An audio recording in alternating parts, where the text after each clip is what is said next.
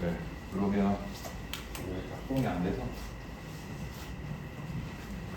자, 그럼 출석 부르고 고은유, 곽대영, 됐어요?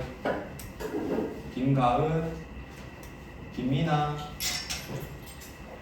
김민지이, 김서희씨, 김태건 없어요? 노혜윤, 민서찬, 손수현, 윤종영, 윤지원, 이동환, 이송현, 장수아,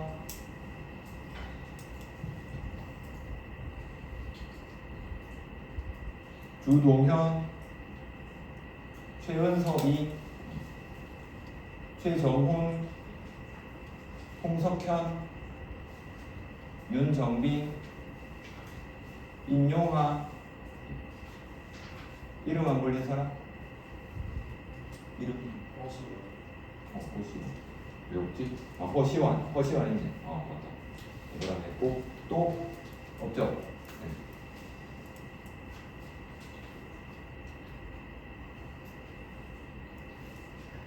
맞습니다. 자, 그러면 시작하도록 하겠습니다. 자, 그럼 시험지 보고요. 자, 우선 약술. 네, 격주를 하다 보니까 이게 그래서 일부러 실전 모의고사 주는 겁니다. 이게 자꾸 까먹거든요. 풀이 방법이나 이런 것들. 자, 그래서 우리가 제일 먼저 보고 들어가야 되는 게 보기에 있는 조건 먼저 확인해줘라 라고 했습니다. 여기에 조건에서 제일 중요한 건 뭐? 그치? 단락을 특정해주는 조건을 먼저 가주는 거야 라고 했습니다. 그러고 난 다음에 아까 설명했던 것처럼 각 단락 첫 문장을 빠르게 훑어 읽겠죠. 그러고 난 다음에 그 첫 문장 중에 키워드, 그러니까 여기에 있는 보기의 조건에 특정 단락을 가리키고 있는 조건을 못 찾겠어요 하면 거꾸로 찾으면 돼요. 맞죠? 그래서 각 단락 첫 문장을 먼저 스킵을 합니다. 맞죠? 훑어 읽고 난 다음에 거기에 나오는 문제부터 먼저 풀면 되지. 맞죠? 문제 순서대로 풀 필요 없잖아. 맞죠? 그래서 안 보이면 이렇게라도 하면 되는 겁니다. 실제 시험 칠 때도. 그래서 조건 계속 쳐다보고 있는데 시간 끌지 말고 윗글과 윗글의 각 단락 첫 문장 이렇게 찾아주는 거고, 요게 특정 단락 문제죠. 사실은 유형이 두 번째 유형은 요즘은 글 전체를 요약해 놓은 요약문 형태도 있어요. 그렇죠? 여기에도 일부러 실어놨죠. 그런 경우에는 어떻게 해야 되지? 얘 같은 경우는 왔다 갔다 하면서 글의 구조, 그러니까 논리 구조 따라가면서 요약문을 찾아서 하나씩 끼워 넣어야 돼요. 그렇죠? 글의 흐름대로 따라가 줘야 된다는 얘기입니다.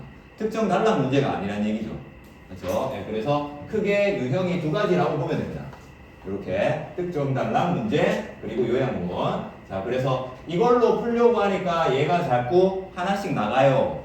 그렇죠? 특정 단락에 있는 것만 하다 보니까 그 단락 안에서 짜내기 시작하거든. 그렇지? 근데 그게 아니라 다음 문단에 있는 말을 넣어야 되는 경우가 생긴다는 거죠. 그건 요약문일 때 그렇다라고 하는 겁니다. 읽어보면 이게 문제를 자꾸 풀다 보면 이쪽인가 라는 게 특정이 되죠.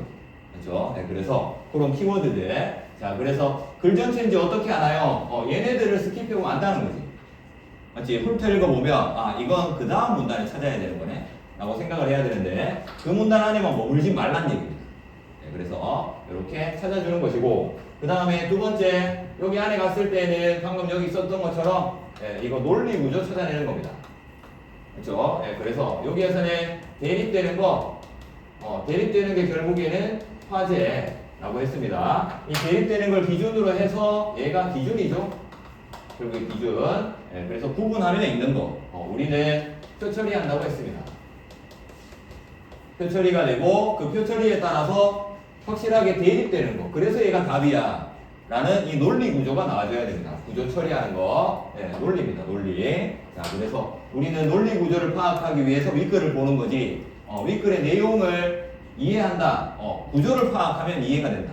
네, 그쪽으로 더 가져야 된다라고 하는 것이고. 자, 그 다음에 세 번째, 문학 같은 경우에는 우리 뒤에도 보이듯이 특정 부분, 이게 장르별로는 다르겠지만 이번 주에는 산문이죠.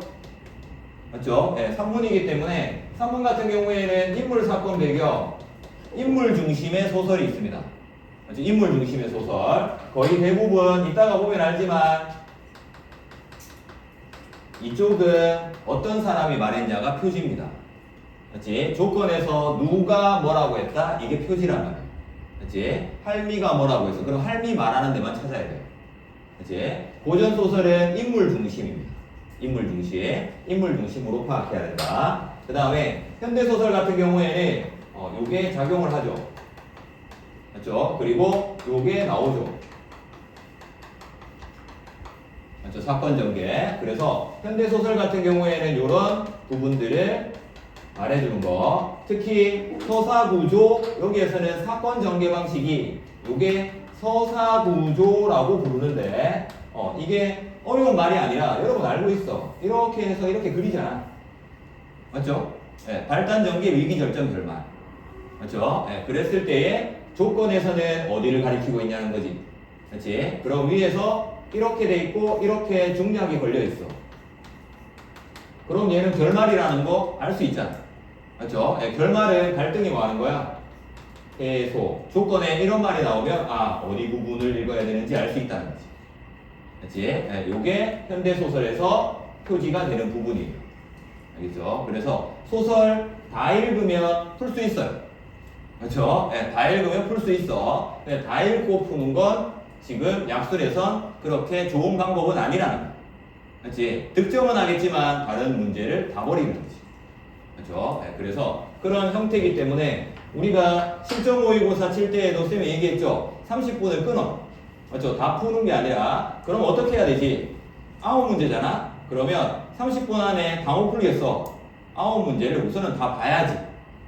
그렇죠? 네, 풀 수 있는 거 빨리 풀란니. 그거 연습하라고 준 거예요. 그렇지? 9개를 다 푸는 건 우리가 11월까지 만들면 되는 거야. 그렇지? 지금 파이널로 들어가기 직전에는 우선은 문제 푸는데 몇 개를 득점할 수 있느냐. 최다 득점이 우리의 목표인 거예요. 그렇죠? 예. 13.5개 맞으면 된단 말이에요. 15개 중에. 거의 다 맞아야 되긴 하지만. 그렇지? 그래서 여기에도 빈칸이 한 문제에도 여러 개 있죠. 맞죠? 예. 1점짜리. 그렇게 한 문제인데 0점 몇 점 이렇게 들어간단 말이에요. 그렇죠? 예. 그래서 그 중에서 맞출 수 있는 빈칸을 먼저 넣고 나중에 걔를 다시 와서 찾아 넣어도 됩니다. 왜? 다 찾아서 푸는 건데. 맞죠? 거꾸로 얘기하면 지금 안 보이는데 쭉 다 보고 난 다음에 다시 와서 걔를 보면 보여요. 왜? 한번 읽었던 거기 때문에. 그렇지? 텀을 두고 보면 보인다는 얘기입니다. 그래서 그런 것들을 자꾸 경험하는 게 진짜 파이널에서 시험 연습하는 거예요. 알겠죠? 네, 그래서 지금은 나올 만한 거 조금 난도 있는 그러한 지문들 보는 거고, 그래서 실전도 같이 경험해 보라고 9문제짜리 주는 거니까 그거 30분 안에, 그래서 시간 안에 몇 번까지 풀었고 그 다음에 나머지 것들은 몇 개 풀었다. 그래서 색깔 다르게 채점을 하면 되겠죠. 답은 항상 맨 뒤에 있죠. 그렇죠? 지금 푼 것도 채점하면 되죠. 그렇죠? 맨 뒤에 있는 거 보고 채점을 하시면 됩니다.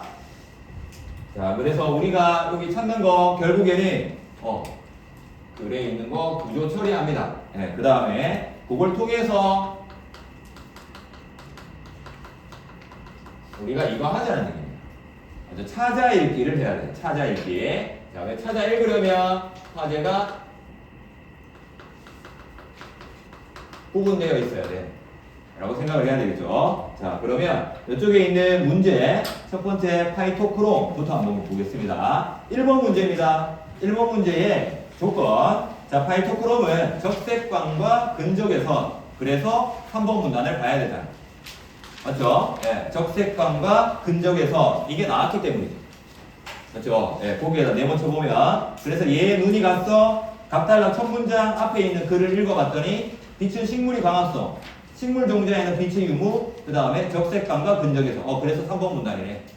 이렇게 봐주는 게 이쪽 문제라는 얘기예요.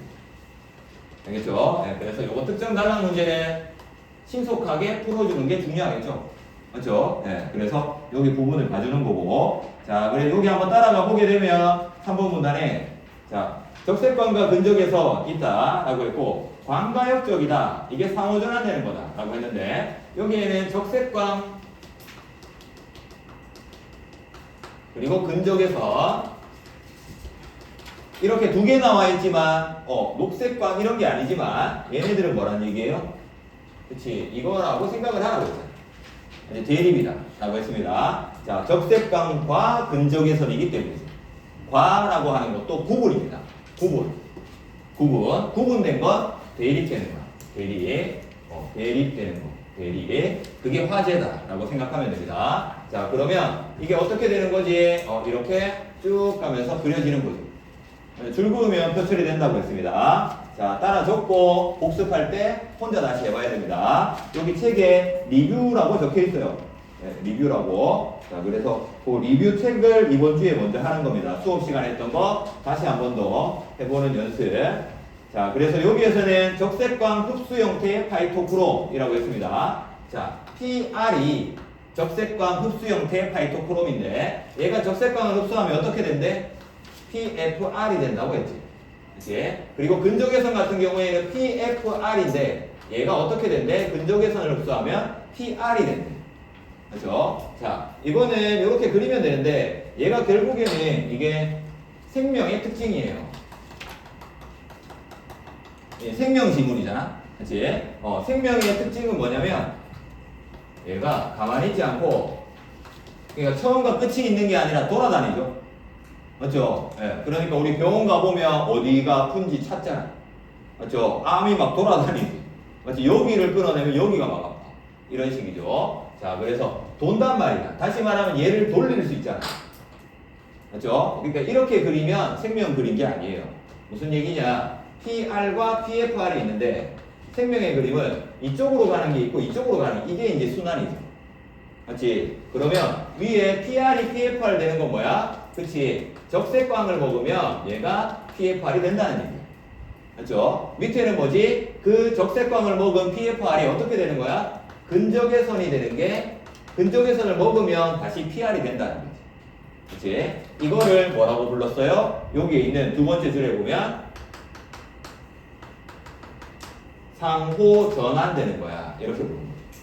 그치? 그래서 이렇게 PR과 PFR이라고 하는 것은 여기에서는 흡수 형태라고 했지만 파이토크롬으로 바뀌는 거지만 이렇게도 바뀌고 이렇게도 바뀌는 거야. 라고 했습니다. 그리고 요게 뒤에 답이기도 하죠. 거기에 보면 세 번째 문단에 두 번째 줄에 보면 이렇게 써 있습니다. 대부분의 파이토크롬에서 광흡수 부분은 광가역적이다. 이렇게 써 있는데 이 광가역적이라는 것이 상호 전환하는 거예요. 그러니까 광가역적이라는 말이 상호 전환이라는 말하고 똑같은 말이에요. 네, 근데 이 말이 어렵죠. 근데 이 말이 이 글에서 제일 중요한 말이고 약수령에선 이걸 답으로 할 거예요. 여기도 여기 답이죠. 광가역적이 뭐냐? 광, 빛입니다. 가짜, 가능할 가짜. 역자, 역전. 바꾸는 거죠. 그러니까 이 말하고 똑같지. 그렇지? 빛이 뭐란 거야? 바꾸는 걸 가능하게 하는 거야. 그렇지? 빛이 쬐이면 PR은 PFR이 되고 PFR이 PR이 되는 게 광가역적이라는 얘기입니다. 광가역적. 자, 그래서 광가역적이라는 건 결국에 상호 전환된다. 바뀐다. 똑같은 말이죠. 그렇지? 순환된다. 이거 똑같은 말입니다. 자, 그래서 3번 문단에서는 이 광가역적이다. 그래서 거기에는 2번 문단 맨 끝에 보면 광가역적이라는 걸 알았는데 그 광가역적이라는 것이 바로 상호 전환된다는 거야. 라고 두 번이나 얘기하고 있다는 거죠. 자, 그래서 이 부분이 거기에 중요한 거고. 자, 그 다음에 맨 밑에 보면 거기 밑에서 네 번째 줄에 자, 거기에 질문하는 부분이 있어요. 있을까? 있죠. 자, 거기에 보면 자연 상태에서 빛에 의해 유도되는 씨앗의 발화는 발화입니다. 발화. 씨앗이 이제 싹을 틔우려면 어떻게 해야 되느냐라고 하는 것이고 식물은 PR로 파이토크롬을 합성하고 C가 암 상태에 놓여 있으면 암 상태에다가 네모쳐 볼까요? 암 상태. 자, 제일 처음에 무슨 상태? 암 상태입니다. 암 상태일 때는 PR이래요, PFR이래요? PR이래, PFR이래? 암 상태에 놓여 있으면 파이토크롬은 그치, PR 상태가 됩니다. 이제 암 상태일 때. 암 상태가 뭐지? 빛이 없는 상태. 그치? 자, 근데 거기에다가 뭐 하는 거죠? 햇빛이 조사되면 햇빛 조사. 다시 말하면 빛이 있는 상태. 그치? 햇빛을 쬐었어. 당연히 뭐로 바뀌어야 될까? 얘가 PR이 PFR로 바뀐다는 거야. 왜? PR이기 때문에 PFR로 바뀐 거죠. 맞지? PFR이었다면 PR이 됐겠지. 거꾸로 얘기하면 얘는 햇빛이라는 것은 적색광이에요? 근적외선이에요? 다 있잖아. 맞죠? 모든 빛이죠. 네. 둘 다 있는데 얘는 뭘 먹은 거야? 이게 이걸로 바뀌었으니까. 무슨 광을 먹었지? 그치? 적색광밖에 못 먹어요. 맞지? 근적에서는 PFR일 때 먹을 수 있단 말이에요. 맞죠? 네, 그래서 PR일 때는 적색광만 먹는 거예요. 빛 중에서. 맞지? 나머지는 반사하겠지. 맞지? 왜? PR이니까 암 상태일 땐 PR 상태. 알겠죠? 그 상태에서는 햇빛을 조사하면 적색광이 됩니다. 그럼 한 번 더 조사하면 다시 PR이 되겠지. 맞지? 그런 식. 자, 근데 거기에서 맨 끝에 가보니까 이 PFR이 생기게 되면 뭐가 된대? 여기에서 PFR로 바뀌게 되고 이 PFR이 되면 그때에 발아가 이루어진다는 거. 맞지? 중요한 건 뭐죠? PFR이 되면 발아가 됩니다. 싹이 튼다는 거지. 그치? 다시 근적외성을 먹으면 PR이 되고 그게 다시 적색광을 먹으면 또 발아하는 거. 그렇죠? 네, 그렇게 되는 게 바로 여기고. 그래서 PFR은 발아의 기능을 하는 거예요. 이렇게 봐줘야 되겠죠? 자, 여기까지입니다. 여기까지. 자, 그래서 이게 결국에는 여기에 있는 암 상태라는 말을 썼다는 것 자체가 얘는 뭐란 얘기지? 빛이 있는 상태. 이렇게 되는 거고. 근데 이건 햇빛은 모든 빛입니다. 맞죠? 네, 그래서 이걸 거꾸로 해놓으면 얘는 무슨 빛을 먹었는지 알아내야 된다는 거죠. 그렇지? 그게 순환이고 상호전환이라는 겁니다. 광가역이 뭔지 알겠죠? 네, 돌아가고 있다. 그것만 알면 됩니다. 자, 그러면 뒤에 보게 되면 문제 1번. 자, 그래서 기억에는 적색광이고요. 니은에는 근적외선. 그리고 디귿에는 상추 시에 발아를 조절하는 거야. 발아 조절. 왠지 알겠죠? 맞지? PFR이 되면 발아하는 거고. PR이 되면 발아하지 않는 거고. 그치? 빛이 없으면 싹 안 트잖아. 맞지? 우리 알고 있죠? 네, 근데 그냥 이렇게 쓴 거예요. 그치? 네, 그래서 우리 알고 있는 거 대로 가면 되고. 마지막에 있는 리을 같은 경우에는 얘는 어디서 찾아야 되지? 그치? 음지 회피 과정이 있기 때문에, 반응이 있기 때문에 마지막 문단에 있죠. 그치? 그래서 요거 같은 경우에는 이쪽에 봐봐요. 자, 1문단의 맨 마지막 문장 한번 볼게요. 자, 1문단의 기능입니다. 자, 1문단의 기능이 맨 마지막 문장 보면 청색광 방수용체인 크립토크롬과 달리 적색광 수용체인 파이토크롬. 파이토크롬은 적색광 수용체래. 얘는 적색광을 먹는데. 자, 왜 여기 적색광이 있는 거죠? 그렇죠? 자, 근데 이 적색광은 파이토크롬은 두 가지의 기능을 한대. 유도한다. 식물, 씨앗, 발화 과정. 발화 과정. 그렇지? 뭐가 있어? 음지 회피 과정. 자, 1문단의 기능이 나왔죠? 1문단의 기능은 뭐죠? 바로 이 글 전체에 그렇지? 이거를 알려주고 있어요. 맞죠? 여기 있는 발화 과정은 뭐지? 2문단과 3문단인 거야. 방금 발화 과정 봤잖아. 그렇지? 그 다음에 4문단에 뭐야? 음지 회피 과정이 있단 말이야. 그렇죠? 무슨 얘기 하느냐? 요약형 같은 경우에는 1문단을 잘 읽어줘야 된다는 얘기죠. 그렇지? 어디에서 뭐가 나오냐? 라고 하는 것이고, 요약형에 있는 말들이 1문단에 거의 다 나온다는 얘기입니다. 두 번째, 특정 단락을 못 찾겠으면 어디를 보라는 얘기야? 계속 다 읽지 말고 1문단을 한번 읽어보라는 얘기야. 그렇지? 그럼 이 중에 이 단어가 있었네 라고 하는 거죠. 그러면 이게 어디 있지? 얘네들은 이거 두 개니까 발화 과정이 있고 음지 회피 과정은 맨 밑에 있겠네.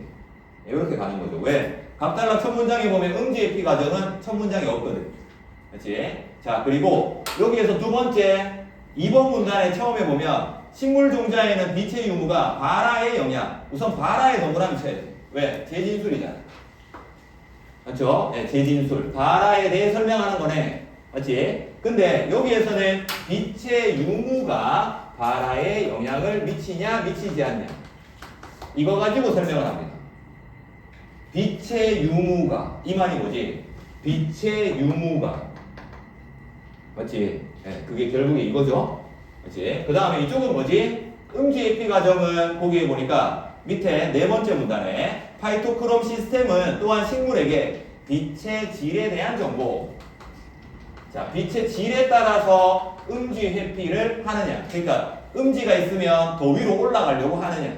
라고 하는 거죠. 자, 이건 질에 대한 것이고 이건 있냐 없냐에 대한 거야. 맞지? 근데 이게 핵심적인 말이죠, 결국에. 맞죠? 요거 유무 보면 알 수 있잖아. 그치? 네, 그래서 여기에 답이 요거라는 얘기고. 그치? 네, 근데 요거는 두 번째 층위에 반대되는 과정이지. 그치? 얘네들 구조기도 하지만 이건 대립인 거예요. 그냥 구분되어 있다고 생각하면 되는 거야. 이렇게 지금 글이 그려져 있다는 거지. 그렇죠? 네, 그래서 1번 문단에서 넘어가는 방식 이렇게도 되어 있다. 라고 하는 겁니다. 자, 그래서 2번 문단은 뭐 이게 끝이잖아. 여기서 보면. 자, 그 다음에 자, 그래서 뒤에는 보면 문제 2번이 방금 했던 거 요거죠. 3번 문단에 정리한 거 흡수하고 전환하는 거. PFR은 근적외선을 흡수하고 전환하는 거. 이걸 상호 전환하는 것이라고 하고 그래서 광가역적이라고. 광가역적이라고 해. 요거 잘 못 써요.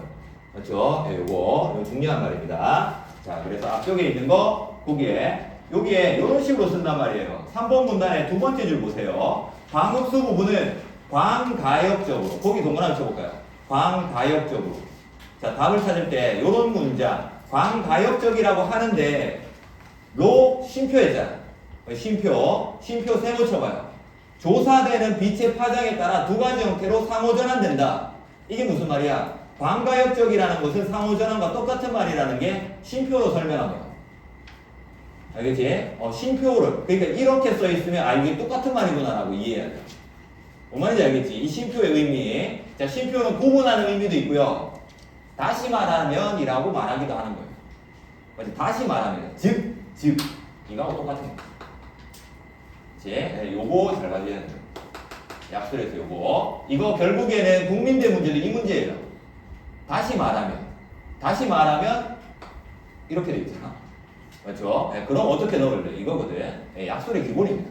여기 보면. 그래서 얘네들 나오면 예민하게 받아들이면 된다. 라고 하는 것이고. 자, 그 다음에 세 번째, 강한 빛이 필요한 나무. 이렇게 돼 있는데, 요거 이제 네 번째 문단 한번 정리해 볼게요.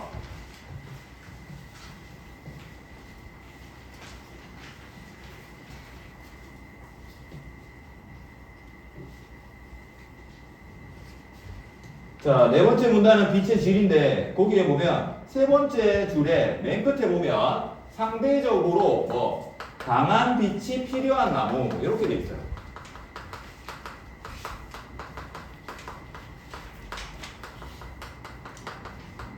자, 재밌는 건 항상 이렇게 쓰죠. 그냥 강한 빛이 필요한 나무가 아니라 바로 앞에 뭐라고 써 있어? 상대적으로. 그렇지? 그럼 이 나무가 아닌 나무가 있다는 얘기야. 나무 두 개인 거야. 나무 두 개. 근데 강한 빛이 필요하지 않은 나무라고 하지 않고 바로 밑에 줄에 무슨 나무라고 얘기해요? 키가 큰 다른 나무. 키가 큰 나무라고. 얘가 키가 커서 얘를 가리는 거야. 그렇지? 그러니까 강한 빛이 필요한 거야. 빛이 가려지니까 필요한 애인 거야. 알겠지? 상대적인 거지. 그러니까 큰 나무 밑에 작은 나무 있으니까 음지에 있는 거잖아. 그렇죠? 네, 그래서 이렇게 두 개로 나뉘어지는구나 라고 대립을 잡아줘야 돼. 우선은 자, 상대적으로 이 말이 나와 있기 때문에 잡으란 얘기예요. 지금 이 글쓴이는 우리한테 얘기를 하고 있잖아. 그렇죠? 상대적인 거예요. 상대적이다. 이렇게 다 상대적입니다. 왜 두 개밖에 없을까? 상대적이니까. 그렇지? 얘 아니면 얘밖에 없는 거야. 자, 그랬을 때에 우선 키가 큰 나무는 근적외선보다 적색광을 먹는데요. 얘는 적색광 먹는 거야. 자, 그러면 이제 네가 알아서 하라는 얘기잖아. 맞지? 적색광을 먹으면 어떤 상태일 때 적색광 먹을 수 있어? PR, PFR. PR의 상태잖아. 맞지? 여기 있는 거. 맞죠? 네, 이걸 또 올렸을 때 PR이 PFR이 되는 게 적색광을 먹으면 되는 거죠. 맞죠? 이게 적색광을 먹었을 때 상태인 거고, 그 다음에 이쪽은 얘가 적색광을 다 쳐먹었어. 맞지? 빛에 있는 거에서. 그러니까 강한 빛, 적색광이 없으니까 얘는 뭐밖에 없어? 그치? 근적외선밖에 없겠지. 지금 빛은 두 개밖에 없잖아. 맞죠? 그러면 근적외선일 때는 PFR이 PR이 되는 반응이 많이 일어나는 나무가 이 나무라는 얘기지. 그치? 자, 그러면 여기에서 보이듯이 PR이 상대적으로 많아지는 거. 얘는 이게 많아져. 왜? 계속 근적에서만 먹으니까. 그치? 얘는 PFR이 많아져. 상대적으로. 맞죠? 쟤보다 많은 거고 얘보다 많은 거야. 자, 그래서 얘 같은 경우에는 무슨 반응이 일어난대? 이러면 음지 회피 반응. 다시 말하면 이 새끼보다 키 더 크면 되는 거잖아. 자꾸 가리니까. 그래서 위로 자꾸 올라가는 거야. 맞지? 얘는 PFR이 많은 애는 뭐가 되지? 클 생각이 없어. 맞죠? 다시 말하면 PR이 PFR로 바뀌었기 때문에 PR은 위로 성장하는 반응을 한단 말이지. 근데 걔가 PFR로 바뀌어버렸단 말이야. 얘는 뭐지? 밑에 있는 것처럼 바로 빛에 가려지지 않기 때문에 겹가지가 생겨나는 쪽으로 가는 거야. 겹가지가 생기는 거야. 겹가지 옆으로 퍼지는 거야. 왜? 빛을 더 많이 먹으면. 위로 올라갈 필요는 없잖아. 자기가 다 먹고 있으니까. 자, 요거는 결국에는 키 큰 나무는 PFR이 많으면 뭐가 생긴다? 겹가지가 많이 생기는 거고, PR이 많이 생기면 음지 회피 반응이 많이 생기는 거 라고 하는 걸 여기에 쓰고 있다. 자, 그러면 뒤에 있는 부분, 자, 문제 보면, 자, 여기에서는 결국에, 자, 적색광 근적에서 나오는데, 적색광을 더 많이 줬대. 적색광은 뭐래요? 여기에 B라고 써있지. B. B에게 적색광을 많이 먹였어. 그 다음에 근적에서 많이 먹인 거 C. 이렇게 되겠지. 자, 그러면 답이 나오죠. 밑에 보면 묘목 기억입니다. 기억에서 PR이 상대적으로 많대. 그러면 PR이 많은 거니까 이건 뭐가 될까요? C가 돼야지. 그치? 그 다음에 음지 예피 반응이 나타나는 묘목은 당연히 C겠지. 그치? PR이 많으니까. 그리고 격가지가 많은 애는 B겠지. 그렇죠? 네, 그래서 C, C, B. 네, 이렇게 됩니다. 알겠죠? 네, 요게 이 표만 그려주면 돼. 결국에 사문단이 뭐지? 종합 선물 세트죠. 맞죠? 네, 얘를 왜 그려야 되냐? 그러니까 이게 여기에 있는, 결국에는 이게 생명이든 기술이든 간에 수능 칠 때도 마찬가지고 이거 찾으라고 하잖아요. 핵심 원리. 그렇죠? 네, 여기에 핵심 원리가 바로 요건 거예요. 요 그림이잖아. 맞지? 이 그림으로 다 끝난 거죠. 맞죠? 적색광을 먹으면 PFR이 생겨. 이런 거잖아. 그렇죠? 네, 그거를 여기에 적용해서 다시 한 번 더 연결해주면 답이 나와야 되는 겁니다. 알겠죠? 네, 그래서 요거 혼자서 다시 한 번 더, 이거 그릴 수 있겠죠? 맞죠? 네, 한 번 더 해봐야 됩니다. 해봐야지 답이 어떻게 나오냐라고 하는 거 나온다는 거. 자, 생명에서 요런 것들. 요것도 나올 만하게 생겼잖아. 맞죠? 네, 약술에서 출제하기 용이한 것들만 쌤이 가져와서 하는 거예요. 알겠죠? 네, 그래서 이런 것들 가지면 되는 거고. 자, 그러면 이제 뒤에 있는 철학 지문입니다. 얘는 풀기 쉬웠나요? 무슨 말인지 잘 모르겠죠? 그렇죠? 네, 그래서 얘가 좀 어렵습니다. 네, 뒤에 넣는 거는 넣는데, 자, 우선은 사제 보면서 같이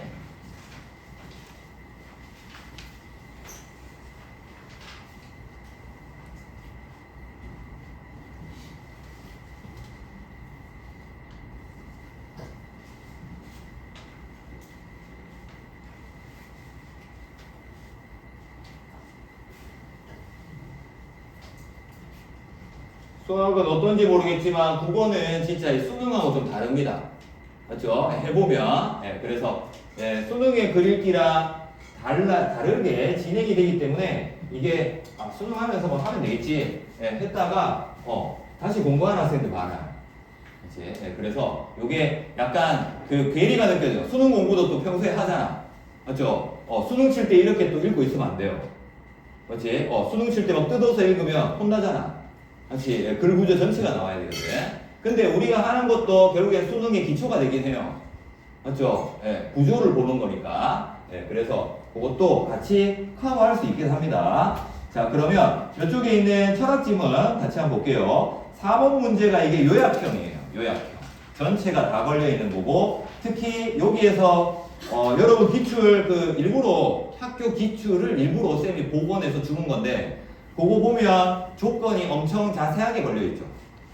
그래서 쌤이 그대로 복원한 거거든요. 그러니까 뭐 몇 글자로 써라, 그 다음에 뭐 할 거, 뭐 이렇게 막 형식적 조건이 많습니다. 여기엔 쌤이 좀 간략하게 뭐뭐적으로 형태로 나타내라. 근데 이런 거 묻히면 안 돼요. 그렇죠? 이어절로 쓰라, 이음절로 쓰라, 어절은 띄어쓰기, 음절은 글자 수. 이렇게 알고 있어야 됩니다. 그 정도 넣어줘야 되고. 자, 그러면 여기는 요약형이 있기 때문에 글 순서대로 한번 따라가 보겠습니다. 자, 우선 철학 지문은 결국에는 이거를 찾으면 끝나는 겁니다. 화제 찾기입니다. 이게 화제였네 라고 하면 끝나는 거예요. 무슨 얘기냐면 여기 지금 명시적으로 보이는 거, 이 화제를 찾기 위해서 우리가 가져줘야 되는 건 결국에는 이거거든. 맞죠? 기준이라고 하는 건데, 그게 무슨 그림이냐면 철학의 그림은 여기에 보이듯이 첫 번째 문장에 물리주의 이론이 뭐래? 결국에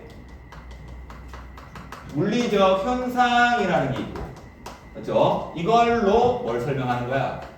마음을 설명하는 거라고. 그렇죠? 그게 첫 번째 문장입니다. 그렇죠? 물리주의 이론의 오른쪽 맨 끝에 보면 물리적 현상으로 마음을 설명한다. 근데 또 뭐가 있죠? 즉 세모치고요. 약수령에서는 즉이 있으면 얘하고 똑같은 재진술이 들어온다고 생각해야 되고, 그래서 여기 있는 우리의 감정, 생각, 의식 등 모든 신적 사건이 뇌를 포함한 몸의 물리적 작용이 만들어내는 거. 어그로 끌면 안 되고, 물리적인 거 나왔어. 맞지? 그러면 감정, 생각, 의식 등 모든 신적 사건은 어느 쪽이야? 당연히 이쪽이겠지. 그치? 그래서 얘가 신적 사건이구나. 이렇게 재진술 되는 거. 요거 잡아주는 게 1번 문단이고. 자, 그래서 여기에는 다만 마음을 구성하는 게 서로 다르다라고 했습니다. 자, 결국에는 이것 두 개가 이렇게 대립되고 있는 거야. 그렇지? 얘를 통해서 얘를 표현한다는 것 자체가 얘와 얘는 같단 말이야, 다르단 말이야? 다르잖아, 맞죠? 얘를 통해서 얘를 이해해야 돼. 그렇지? 그래서 요게 이제 기준인 건데, 진짜 화제는 아닌데, 우선 이렇게 내려가는 거죠. 무슨 말이냐? 여기에 이제 관점을 쓰면 돼요. 수능의 거. 철학은 이쪽에는 뭘 쓴다? 사람 이름 혹은 이론, 관점, 철학가 이런 거 이쪽에 쓰면 돼요. 그렇지? 쓰면서 쭉쭉 내려가는 거지. 그 다음에 토큰이잖아. 이런 식으로. 그렇죠? 그 다음에 이쪽에는 뭐지? 1문단에서 잡은 이거 두 개가 뭐예요? 그치? 이게 기준이 되는 거예요. 알겠죠? 이 상태로 만들어주는 겁니다. 이렇게 내려가는 거죠. 그치? 그래서 이렇게 잡고 끊어가면서 보는 겁니다. 왜 이렇게 봐야 되지? 결국에 철학은 관점끼리의 비교이기 때문에.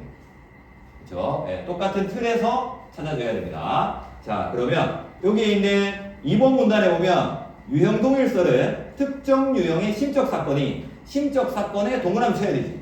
왜? 재진술부터 보라고 했잖아. 철학은 특히 재진술부터 봐야 돼. 특정 유형의 심적 사건. 그래서 심적 사건이 어떤 거? 특정 유형이어야 됩니다. 그렇죠? 그 다음에 뒤에는 특정 부위의 물리적 사건과 동일하다. 자, 얘도 특정 부위. 결국에는 얘도 특정 유형인 건데, 중요한 말은 이 두 개가 서로 뭐 하다는 거지? 그치? 둘의 관계. 결국에는 이 화제라고 하는 건, 이게 화제 두 개가 서로 뭐 하는 거? 관계를 맺고 있는 이 단어에 초점을 맞추긴 해야 돼요. 수능 풀 때도 그러고, 관계라는 게 뭐냐면 이것도 같냐 다르냐 뭐 이런 거 있잖아. 독립적이다, 의존적이다 이런 거. 그렇죠? 의존적이면 뭐야? 화살표를 하면 되지. 그렇지? 그게 이제 최종 화제가 되는 건데, 어쨌든 얘는 말 그대로 유형이 동일하다고 했어요. 그렇지? 유형이 서로 동일하다고 하는 게 유형 동일설이에요. 그렇죠? 둘이 같다고 했습니다. 그래서 밑에는 보면 거기에 가령 고통이라는 심적 사건은 C섬유 발화 같은 생물학적 사건과 동일하다. 계속 동일하다. C섬유 발화는 이쪽이라는 걸 알 수 있죠. 맞지? 고통은 이쪽이잖아. 맞죠? 네, 그렇게 보면 되는데 거기에서 중요한 말이 있어요. 네 번째 줄에 즉 세모치고요. 즉은 이제 중요한 얘기할게 라고 하는 겁니다. 알겠죠? 수능에서. 자, 2번 문단의 네 번째 줄에 즉 있나요? 자, 심적 사건은 뇌 안의 특정 프로세서와 동일함으로 동일함을 쳐보고 양자는 상관관계를 갖지 않는다. 동일하기 때문에 뭐한데? 상관관계가 없대요. 서로 관계가 없대. 동일하니까. 이게 무슨 말이냐? 상관관계가 있다는 것은 서로의 관계, 인과관계, 선후관계 뭐 이런 게 있어야 되는데 동일하면 어떻게 되지? 네가 나고 내가 넌 거야. 맞지? 그러니까 똑같은 거기 때문에 상관관계는 있을 수가 없다는 거야. 그치? 그러니까 어느 쪽에 있는 게 얘네 둘은 똑같다는 거야. 이 고전시가에서 많이 나오지 않나? 맞지? 저 날아가는 백구가 있어. 그 백구가 난지 내가 백구인지 모르겠다는 거야. 혹은 꿈꾸죠. 맞죠? 내가 나비 되는 꿈을 꿨어. 근데 생각해보니까 뭐야? 그 나비가 내 꿈을 꾸는 거 아니야? 어느 게 진짜인지 모르지. 그건 뭐가 먼저인지 모른다는 얘기야. 맞죠? 나비가 먼저인지 내가 먼저인지. 맞지? 달걀이 먼저인지 닭이 먼저인지. 그게 관계가 없이 동일하다는 얘기입니다. 알겠죠? 네, 그게 동일하다. 이렇게 얘기하는 건데, 이게 왜 중요한 말이냐? 라고 했을 때, 좀 이따가 거기 한번, 밑에 보면 되고, 그 다음에 여기에서 또 중요한 거, 두 번째 문단의 밑에서 세 번째 줄. 자, 거기 보면 상관관계를 갖지 않는다. 거기 줄 쳐놓고, 이에 대해 무엇이 무엇처럼 보인다와 같은 주관적인 경험은 내관에 의해서만 나타낼 수 있다. 라고 했습니다. 자, 그래서 주관적 경험이라는 것은 내면에 대한 관찰, 즉, 내관에 의해서만 포착된다. 라고 했는데, 주관적 경험이라고 했습니다. 여기에 심적 사건이라는 것은 특정 유형이 있는데, 그게 아니라,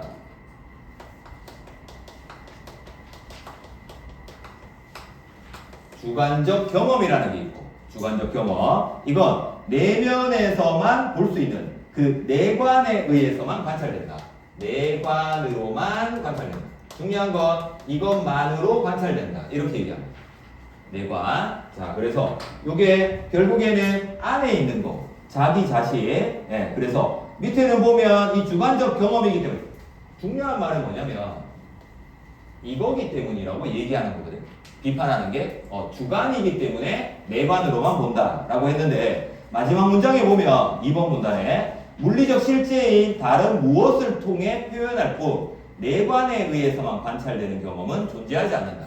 다시 말하면 내관에 의해서만 관찰되는 경험이 주관적 경험인데 얘가 존재하지 않는데 그러면 여기 있는 유형 동일설은 어떤 경험만 존재한다고 보는 거지?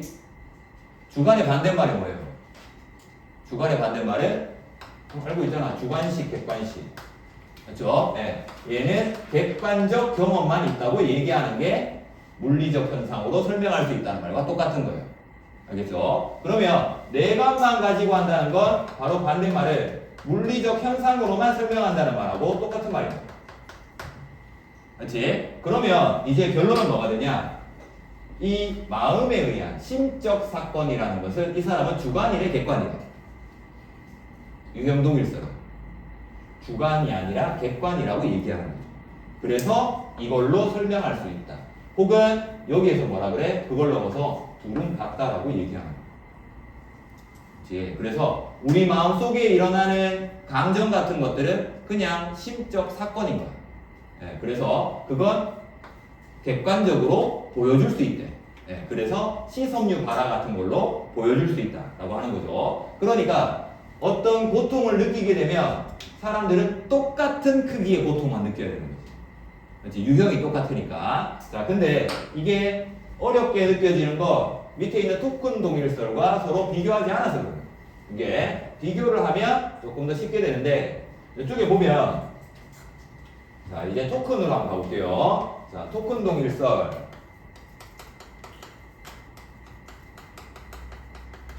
자, 여기 부분에 보면 3번 문단입니다. A 유형에 속하는 심적 사건이 A, X 유형에 속하는 네네 사건과 동일하다고 주장하는 것에 비해죠. 토큰 독일설은 어느 순간에 심적 사건이 그 순간의 물리적 사건과만 관련된다. 다시 말하면 이쪽에 있는 건 개별 사건이 있고, 그렇죠? 이쪽에도 그 순간의 개별 물리적 현상만이 있는 거야. 라고 했습니다. 자, 얘와 다른 것은 얘는 유형이 있다는 거야. 고통의 유형이 있다. 바늘로 찌르면 바늘에 찌르는 유형이 있는 거지. 근데 여기는 뭐야? 바늘로 얘를 찌르고 얘를 찌르는 거에 따라서 고통은 달라진다는 거지. 그치? 자, 그래서 밑에 게 더 합리적으로 보이는데 여기서 중요한 말은 뭐냐면 바로 3번 문단의 밑에서 세 번째 줄. 거기에 보면 데이비슨 찾았나요?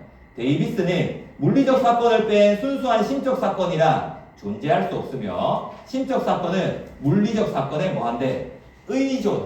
의존에다가 동그라미 쳐주세요. 의존. 자, 다시 한 번 더. 심적 사건은 물리적 사건에 의존한대. 심적 사건은 물리적 사건에 의존한대. 자, 그러면 화살표를 어떻게 그려야 돼? 어느 게 먼저 있어야 돼요? 심적 사건이 물리적 사건에 의존한다고 하면 무엇이 먼저 있어야? 그치, 물리적 사건이 먼저 있어야 얘가 나타나는 게 바로 이 말이라고 하는 거지. 그치? 관계인데, 자, 여기에서 한 번 더. 자, 의존한다는 것은 이게 있는 거예요? 없는 거예요? 관계가 있는 거예요? 없는 거예요? 여기에서는 왜 관계가 없다고 했지? 두 개가 똑같으니까 관계가 없다고 했어. 여긴 똑같은 거야? 아니야? 똑같은 게 아니지. 그러니까 얘는 관계가 있다고 하는 거야. 이건 상관관계가 있다는 거야. 네, 이거 두 개가 이거 두 개의 차이예요. 그리고 여기서 자, 상관관계가 있다는 건 똑같지 않으면 돼. 다시 말하면 왜 똑같지 않다고 하지? 얘가 먼저 있어야 돼. 이라고 하는 것 자체가 바로 순서가 있다는 거야. 그렇지? 그 말을 뭐라고 썼지? 의존한다고 썼어요. 의존. 의존의 반대는 뭐지? 독립이잖아. 독립. 네, 그래서 관계가 없다는 건 독립적이라는 말하고 똑같긴 해요. 어쨌든 철학에서 지금 방금 뭐 얘기한 거냐면 이거 얘기한 거예요. 관계. 자, 그래서 요것만 연결시켜 주세요. 동일하다는 것은 상관관계가 없다. 똑같이 써놨지. 자, 그럼 밑에 의존한다는 것은 뭐 하는 거? 상관관계가 있다는 건 3번 문단에 안 써져 있어요. 하지만 이거에 반대하고 생각을 해야 된다는 거야. 알겠지? 요게 나온다는 얘기죠. 약술에서. 이런 거. 얘는 상관관계가 있는 거야. 왜? 동일하지 않으니까. 다시 말하면 선후관계가 존재하니까. 자, 그래서 여기에서는 그 의존하는 거 바로 옆에 무슨 성이라고 써있죠? 부수성. 그럼 이제 이해되나? 부수성이 무슨 말이지? 부록. 그렇죠? 원래 책이 있고 거기에 뭐가 딸려오는 거잖아. 부수된다. 딸려오는 거라고. 그렇지? 의존한다는 얘기지. 그건 원래 것이 있고 얘가 딸려오는 거야. 관계가 있어 없어? 당연히 있어야지. 그렇지? 걔가 있어야 심적 사건이 있는 거야. 그렇죠? 위에 거는 없는 거예요. 알겠죠? 왜? 두 개가 똑같은 책이에요. 그럼 뭐가 먼저이지? 안 된단 말이에요. 그렇죠? 네. 이해됐나요? 이거 됐으면 굉장히 어려운 거예요. 이거. 그렇지? 철학의 가장 기본입니다. 여기서 보면 기본이지만 이걸 이해해야 이걸 알면 이제 수능에서 바꿀 수 있어요. 이렇게. 예. 그래서 요거 두 개. 동일하다는 것과 상관관계가 없다. 의존한다는 것과 상관관계가 있다. 예, 요거 보면 그러면 이 어려운 말. 그래서 부수성이라고 하였다. 그 다음 마지막 문장. 즉 심적 사건은 물리적 사건에 수반되는 부산물일 뿐이다. 부산물 동그라미. 부산물. 왜 부산물이라고 또 하는지도 알겠나요? 그렇지? 의존하니까. 그렇지? 얘가 있어야 얘가 있으니까 부산물일 뿐이다. 이렇게 얘기합니다. 그리고 또 뭐라 그래? 전자에서 후자로의 영향은 없다. 전자가 뭐지? 심적 사건이거든. 후자. 다시 말하면 전자에서 후자 이쪽으로 가는 건 있대 없대? 없대요. 그러면 상호관계가 되어버리기 때문에 동일해지거든. 맞지? 왔다 갔다 해버리면 아까 뭐가 됐지? PR과 PFR 관계가 되어버리잖아. 맞지? 그 관계가 아니란 얘기야. 다시 말하면 이 관계밖에 안 된다는 얘기지. 맞지? 한쪽으로만 가는 거다. 이렇게 되어 있습니다. 자, 그래서 유형 동일설, 그 다음에 토큰 동일설, 요거 두 가지. 거기에서 키워드, 얘네들만 뽑아내면 됩니다. 알겠죠? 네, 의존과 의존이 아닌 거. 요렇게 두 가지. 자, 그 다음에 세 번째, 기능주의입니다. 3번 문단에. 자, 기능주의는 이쪽에다가 다시 한번 더 써볼게요. 자, 여기에서는 물리적 현상, 그리고 이쪽에는 마음인데 계속해서 심적 사건이라는 말을 더 많이 쓰고 있죠. 여기서 보면, 자, 그래서 이렇게 잘라지고 들어오고 내려가는데, 여기에서는 기능입니다. 거기에서는 다중 실현 가능성 논병이라고 하는데, 여기에서는 보면 중간쯤에 밑에서 한 5번째 줄에 여기에 C섬유 발화, 외계인의 Q섬유 발화 또는 뭐 찾았죠? 인공지능의 특정 회로 활성화와 같은 다양한 물리적 사건. 물리적 사건에 우선 동그라미 치고요. 물리적 사건. 자, C섬유 발화 영어는 보이잖아. 바로 밑에 줄에. 물리적 사건인데 앞에 다양한에다가 줄쳐보세요. 다양한 물리적 사건. 얘는 어떻다는 거야? 다양한 물리적 사건. 맞지? 앞에는 어떤 거였지? 특정한 거였지. 맞지? 정해져 있었던 거. 맞지? 여기에도 개별적인 겁니다. 근데 얘는 뭐라는 거야? 왜 다중이라고 하는지 알겠죠? 물리적 현상 자체가 우선 다양해. 맞지? 고통을 겪는 물리적 현상은 다양하다. 자, 그 다음에 그 바로 밑에는 보면 포더는 인간의 마음에다가 동그라미 쳐보고요. 마음. 그 뒤에 뭐라고 써있지? 마음이 심적 사건인데 모듈화된 정보 처리 과정. 모듈화돼 있다. 그렇지? 그래서 얘는 물리적 현상이 이렇게 다양하게 있는 거고, 모듈이라는 건 어떤 물리적 현상이 오게 되면 무조건 일어나는 현상입니다. 맞죠? 그러니까 이건 컴퓨터죠. 맞죠? 명령어 때리면 그 명령을 그대로 실행하는 거예요. 맞지? F1 키를 누르면 뭐가 되고, F2 키를 누르면 뭐가 되고, 그게 모듈입니다. 이제 그래서 이게 정형화돼 있다. 그러니까 이걸 누르면 이게 되는 거고, 이걸 누르면 얘가 되는 거야. 이걸 누르면 얘가 되는 거야. 이런 식. 알겠죠? 근데 중요한 건 여기에서 이게 다양하다는 거지. 얘도 모듈이면 다양하다는 거야. 그렇죠? 네, 그래서 그걸 여기에서 얘기하고 있다 정도만 알면 될 것 같습니다. 자, 그래서 여기에서는 다중 실현된다. 그러니까 다중이라는 것 자체가 두 개가 서로 다양하고 모듈화되어 있기 때문에 다중 실현 가능성 논병이라고 합니다. 그렇죠? 자, 그럼 이거는 자세하게 여기에 설명되어 있지는 않습니다. 어쨌든 여기까지 이렇게 서로 연결되는 과정이야. 이렇게 되어 있습니다. 자, 그 다음에 마지막 이 밑에를 보면 이제 마지막에는 소거적 유물론.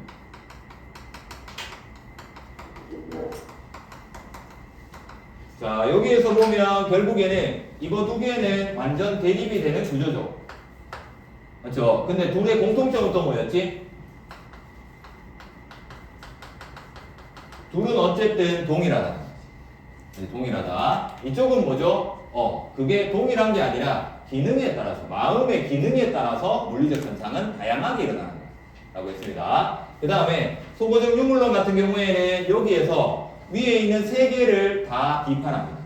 세 개. 그게 소거적 유물론 첫 번째 문장에 있는 거. 자, 거기에 보면 동일설이나 기능주의가 믿음, 욕구, 감정 등 심적 사건을 설명하는 데 사용되어 온 일상적 용어를 물리적 용어로 보였다. 얘네들은 번역, 이렇게 하는 것을 번역했다고 했습니다.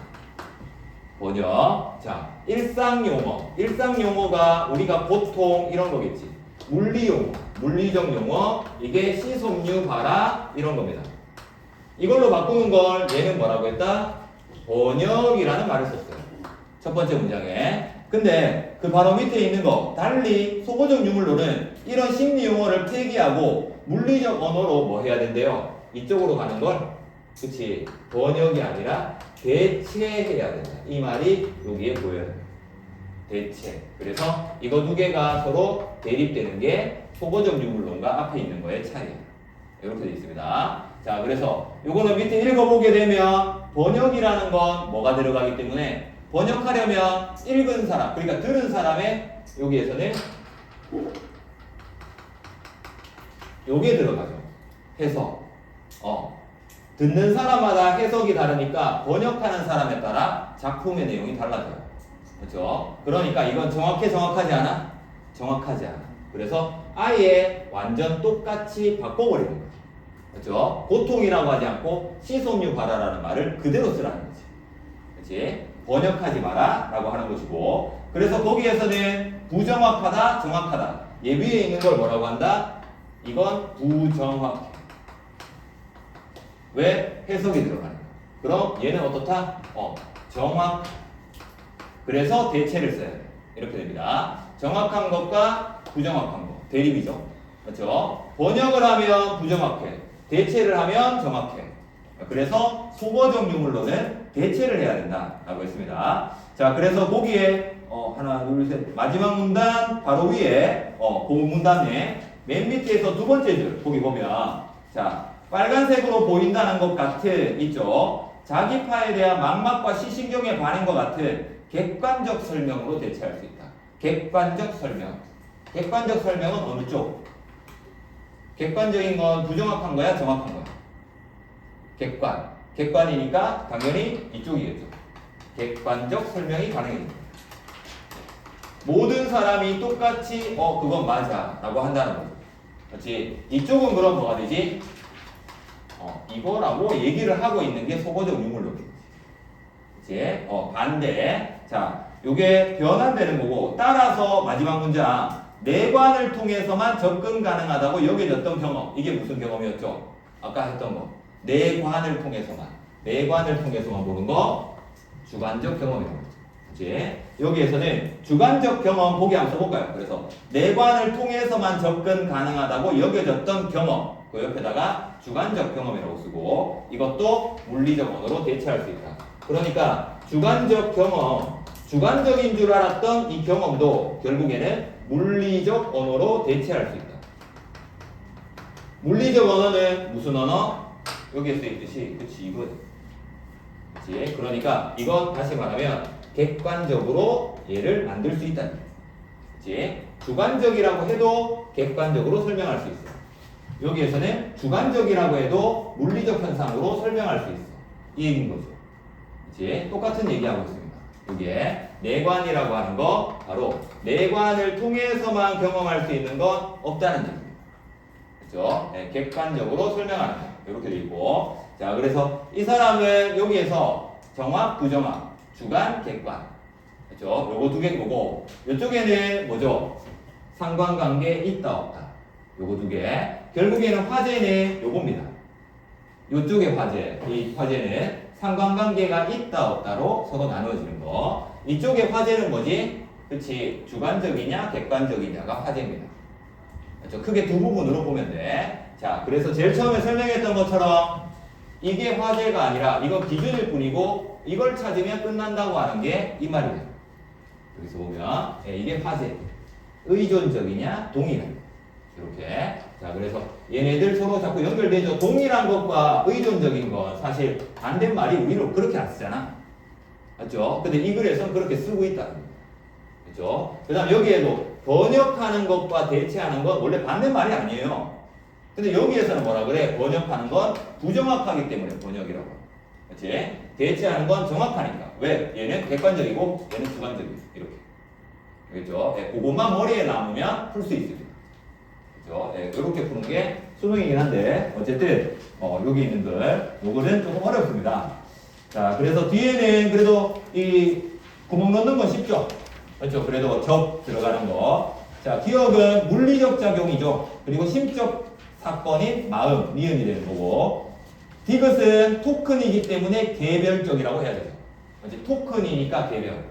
그렇지? 유형은 유형. 이렇게 돼 있죠. 자, 그 다음에 밑에 있는 리을 같은 경우에는 소거적 유물론이죠. 그리고 여기에 왜 일상적 들어가는지 알겠죠?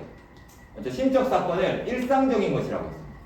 그렇지? 그걸 물리적 용어로 만드는데 번역이냐 아니냐 이 얘기를 하는 거. 자, 그래서 여기에는 설명인데 더 정확하다고 했기 때문에 객관적인 거죠.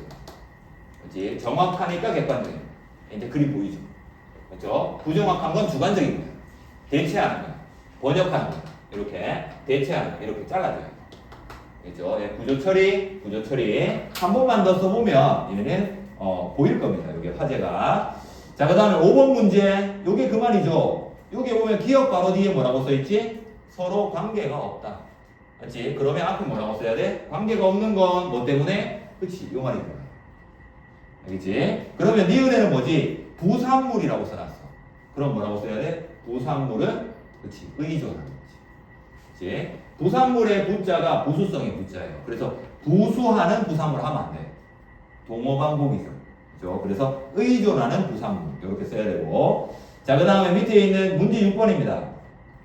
무엇이 무엇처럼 보인다와 같은. 이건 내관이니까 주관적 경험인 거죠. 주관적 경험인 거고. 그건 이 사람들의 내면에 존재한다고 했지만, 하지만 그걸 객관적 물리 현상으로 설명될 수 없다고 주장했어. 반면 파이어 아벤트는 뭐래? 주관적 경험까지 어떻게 설명할 수 있다? 객관으로 설명할 수 있다. 그렇죠? 요게 결국에는 여기에 주관적 경험도 객관으로 설명할 수 있다. 요게 이 글의 핵심적인 주제다라고 할 수 있습니다. 자, 그래서 요게 반대되는 말 요거만 찾아주면 돼요. 이렇게 주관, 객관 관계가 있다, 없다. 이렇게 동일하냐, 의존적이냐. 요게 이 글의 화제다라고 할 수 있습니다. 자, 그러면 뒤로 가서 5쪽에 이제 산문, 소설로 한번 가보겠습니다. 국문제까지 풀어야 됩니다.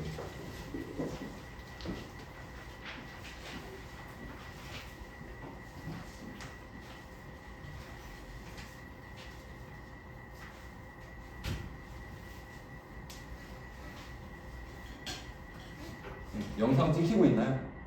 저번에 한번 꺼져가지고. 네. 자, 그러면 여기에는 소설인데 뒤에 문제 7번 한번 봅니다. 자, 첫 번째 이게 문학에서는 아까도 얘기했듯이 이제 표현상의 특징, 그렇죠? 네, 근데 소설이기 때문에 소설 그것도 고전 소설이다. 네, 인물입니다. 인물 중심으로 들어가는 거고 무슨 얘기냐? 여기 보면 두 번 제시되는데 한 번은 할미가 동그라미 쳐야 돼요. 할미 동그라미. 자, 그래서 첫 번째 할미가 얘기하는 부분을 찾아야 되고 두 번째는 그 할미가 무슨 말을 했는지의 내용을 찾는 식이라는 거예요. 소설이 이런 식인데 할미가 낭자와 헤어질 수밖에 없는 상황. 자, 여기에서는 헤어질 수밖에 없는 이것에 대해서 얘기하는 대사 부분을 찾는 거죠. 그치? 그 다음 두 번째, 다른 한 번은 또 뭐가 나오지? 또 할미가 나와. 할미가 또 동그라미 치는 거죠. 왜? 고전소설은 인물 중심이라고 낭자에게 자신이 알고 있는 사실을 알려줄 수 없는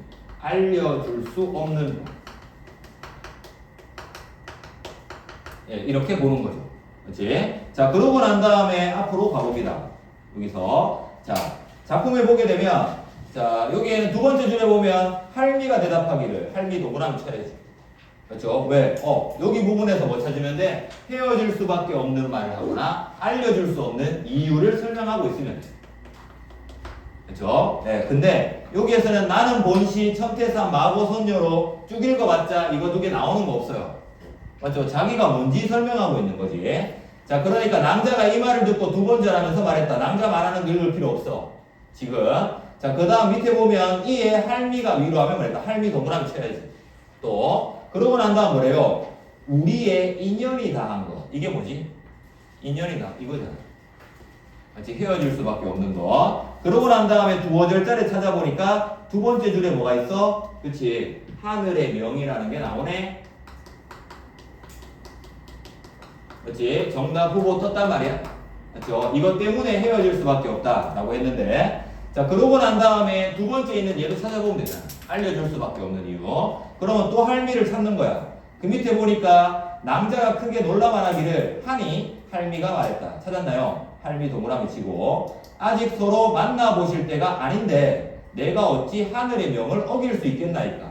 다시 말하면 어떻게 하면 만날 수 있냐고 물어보니까 만나보실 때가 아니래. 알려줄 수 없다는 거야. 마치 그 이유가 뭐 때문이래? 바로 옆에 있듯이 이것 때문이라고 얘기를 하고 있어. 그렇지? 그러니까 이게 답이 되는 거고 마지막으로 한 번 더 문학은 이렇게 하고 난 다음에 네, 이거 반드시 해달라고 했습니다. 확인은 뭐로 하는 거지? 내용 혹은 의미를 해석하는 내용이 반드시 포함되어 있습니다. 그렇지? 제일 처음에는 뭘 찾으라고? 얘는 형식상의 특징입니다. 맞죠? 우린 형식상의 특징으로만 얘네들을 찾아갔기 때문에 이거 아닌가? 라고 생각을 하는데 여기에 보면 밑에 빈칸이 또 있죠? 맨 마지막에 문제 7번에 이 글에 제시된 하늘의 명은 괄호는 숙향낭자가 감당해야 하는 고난이나 운명을 얘기한다. 이거 맞네. 이렇게 가야 돼. 그렇지? 운명이라는 이 단어까지 한 번 더 체크해 줘야 됩니다. 알겠죠? 문학은 한 문제 한 문제가 요게 중요합니다. 그렇죠? 논리적인 게 아니기 때문에 논리적인 게 아니라 진짜 순전히 찾아가야 되기 때문에 그렇다라고 할 수 있고요. 자, 그 다음에 뒤에 있는 문제 8번입니다.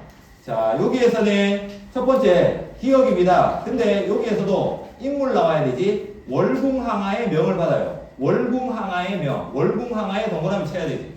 그렇지? 그래서 월궁항하를 찾아야 되는 거고요. 명을 받아 낭자를 돕기 위해 할미가 멸실합니다. 할미 동그라미 쳐야 되죠. 할미와 월궁항하가 한꺼번에 나오는 거. 앞에 나오죠. 그렇죠? 그리고 파랑새 찾을 수 있지. 자, 그 다음 두 번째. 여기에는 개, 뭐 이렇게 나오는데 청삽살개, 개 다 됩니다. 할미의 뜻을 받들어 낭자를 돌보는 존재다. 여기에는 할미에다 동그라미 쳐야 돼요. 그렇죠? 할미가 시켜서 하는 애, 개라는 거 알 수 있고. 자, 그 다음에 파랑새는 낭자의 서찰을 근데 옥중에 있던, 맞죠? 옥중에 있던 위치, 요거 찾아줘야 되는 거고. 파랑새 부분. 그 다음 개는 이게 할미 집도 되고 뭐 책상도 됩니다. 그렇죠? 예, 할미 집이라고 정확하게 나와 있진 않아서 어쨌든 얘네들 찾아간다는 거 알 수 있겠죠? 예, 그리고 요거 중심이어야 됩니다. 알겠죠? 인물 중심으로 자꾸 읽어가면서 찾아줘야 된다. 자, 그 다음에 현대소설 부분 한번 보겠습니다. 자, 얘 같은 경우에는 우선 문제 9번입니다. 자, 여기에서도 인물 나와 있죠? 대화 상황이고요. 자, 여기에 대화.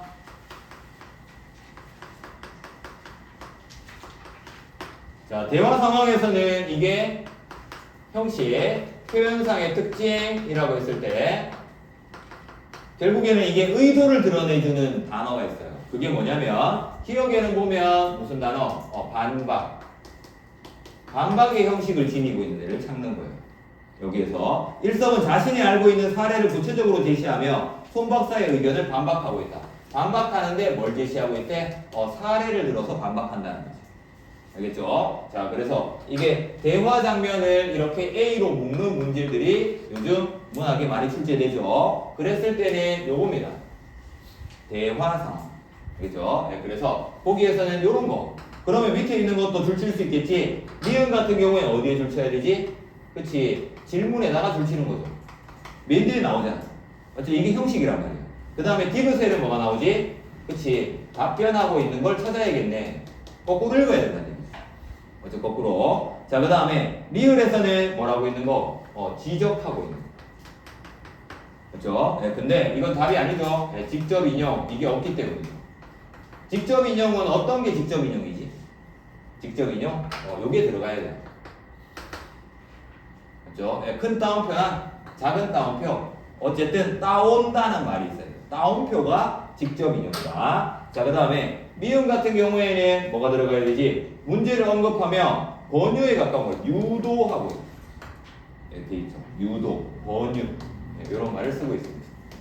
그래서 얘네들은 맥락에 따라서 이것들을 먼저 찾아가면 답을 쉽게 찾을 수 있죠. 그렇죠? 네, 그래서 순서 봐서 그렇게 해준다라고 한다는 것이고. 자, 그 다음에 여기에서 문제 10번 같은 경우에 우선 요거는 일섭은 괄호에 사자우리 앞, 여기에 사자우리 앞에다가 네모 쳐볼까요? 사자우리 앞. 자, 현대소설은 고전소설은 공간이 안 나와요. 맞죠? 안 나오잖아. 어딘지, 뭐, 할미 집, 이렇게 안 나오잖아요. 맞죠? 네, 근데, 현대소설의 이 배경과, 그리고 인물, 이 두 개가 함께 제시되기 때문에 복잡한 겁니다. 그래서, 여기에서 보이듯이, 배경이 바뀌었다는 것 자체가 사건이 전개되는 거예요.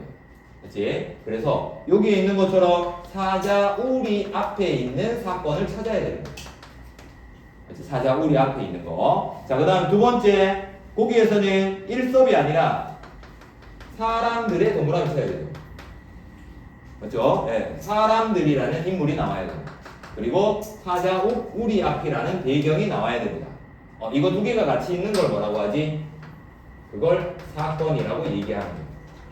소설에서. 자, 그래서 여기에는 말하는 사건밖에 없잖아요. 맞죠? 할매 얘기하고, 그 다음에 뭐 거기에 얘기하고, 서로 낭자 얘기하고, 맞죠? 대화 상황밖에 없는데 여기에서는 대화 상황이 거의 없다. 앞쪽에 대화 상황은 이런 식으로만 설명을 하고 있고, 그렇죠? 네, 그래서 이런 부분들이고, 그래서 여기에서는 보면 우선 작품에서 보면 A가 있고 그 다음에 두 번째 문제가 또 나왔단 말이에요. 그렇죠? 네, 그러면 이게 현대소설은 이거 수능 특강에 있는 전문을 그대로 줘요. 그래서 굉장히 길잖아. 그렇지? 중략이 있단 말이야. 맞죠? 우선 제일 먼저 해야 되는 거 중략 앞이냐 뒤냐부터 먼저 선택을 해야 돼. 그렇죠? 다 읽을 생각하지 말고. 그러니까 이게 어디 나오냐는 거지. 그렇지? 근데 중략 바로 다음에 사자 우리 앞에 몰려선 사람들은 그대로 나오죠. 그렇죠? 네, 그래서 여기 부분이구나 라고 하는 거 알 수 있고, 그 다음에 이게 답은 근데 중략 바로 앞에 있는 창경원 소풍 이게 나오죠. 맞죠? 네, 그래서 창경원 여기에 답이 되는 건데, 자 여기 보면 이게 시간이 나누어지는 거 중략 바로 위에 하나 두 개 문단 위로 올라갑니다. 그러자 어느 날 여기 내용 줘볼까요? 그러자 어느 날 요게 사건이 바뀐 거죠. 장면 전환되는 거. 그러자 어느 날 여기 네모치고, 그 다음에 그 다음 문단에 보면 그런데 그게 문제였다. 문제에다가 네모칩니다. 문제. 그러고 난 다음에 창경원 소풍 두 번째 줄에 있죠. 그러고 난 다음에 맨 마지막 문장 뭐예요? 음모를 깨달았다고 하는 거예요. 마치 음모에다가 네모치면 되겠지. 바로 문제가 뭐지? 손 박사의 음모를 알게 되는 거고, 그 음모를 알게 된 것이 바로 중략 이후에 사자우리 앞에 있는 사람들을 보고 알게 됐어. 네, 이렇게 가는 거죠. 네, 그래서 여기에서는 현대소설은 이거랑 다르죠. 느낌이. 얘는 뭐지? 서사 구조가 있단 말이야. 맞죠? 네, 현대소설은 뭐 중심으로? 요거 중심으로 보는 거야. 그렇지? 배경 중심으로 보는 거고, 고전소설은 뭐 중심으로? 인물 중심으로. 작품을 그렇게 읽으라는 게 아니라 말하는 거죠. 보기를 봤을 때 얘를 먼저 찾으라는 얘기예요. 맞지? 배경이 어디 있는지를 찾고, 그러면 거기에 보기에 배경이 항상 있을 거거든. 그러면 작품으로 가서 이 배경을 찾는 겁니다. 알겠죠? 현대소설은 배경, 고전소설은 인물입니다.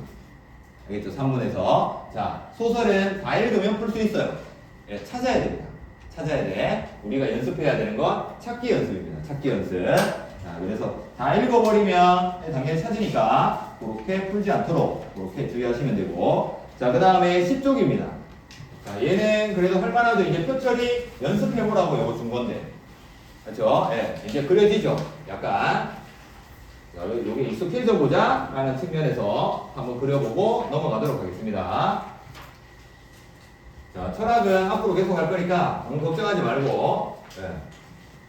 철학은 익숙해지면 돼요. 익숙해지면 돌아가는 방식이 비슷하기 때문에. 자, 거기에 11번 문제 있는데 거기에서는 문장 따라서 한번 가보겠습니다. 자, 연륜을 측정하는 방식에는 대표적으로 코어링법과 카메라 촬영법이 있다. 이제 보이죠? 코어링법과 카메라 촬영법. 자, 기술 지문에서는 화제가 떠 있습니다.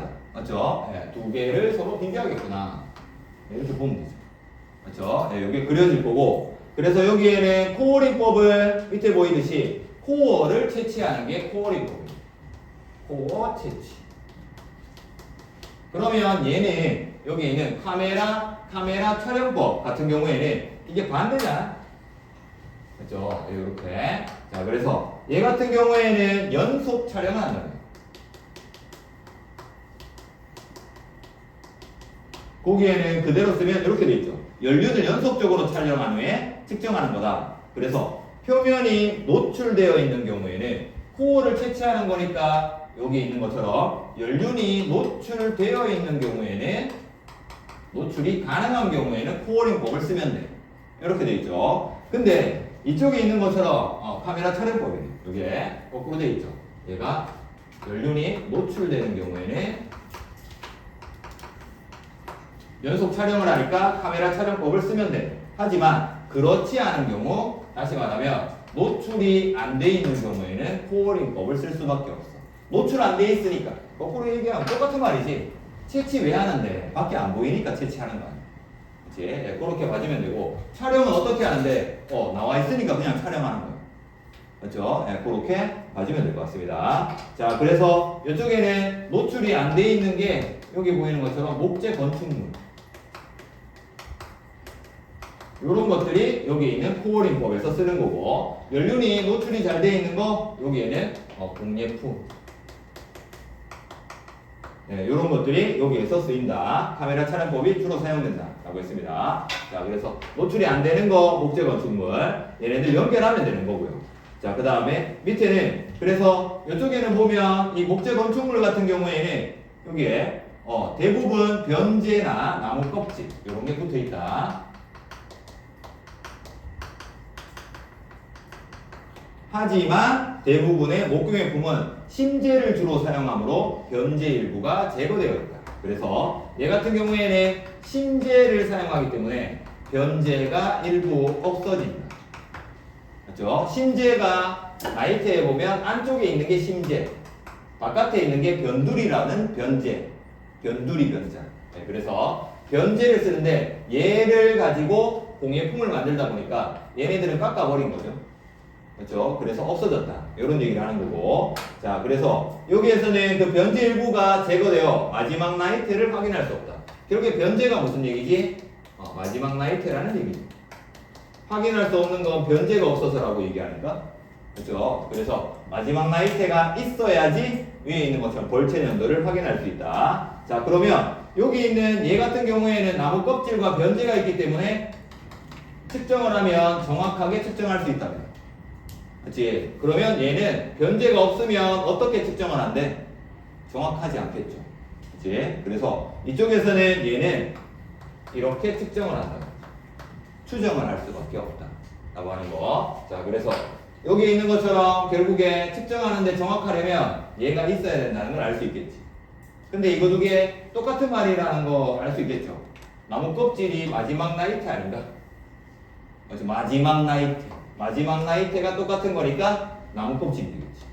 그렇죠? 마지막 맨 끝에 있는 거니까. 그래서 걔가 있냐 없냐에 따라서 정확하냐 아니냐. 결국에는 여기에 제일 중요한 단어는 변재라는 말이죠.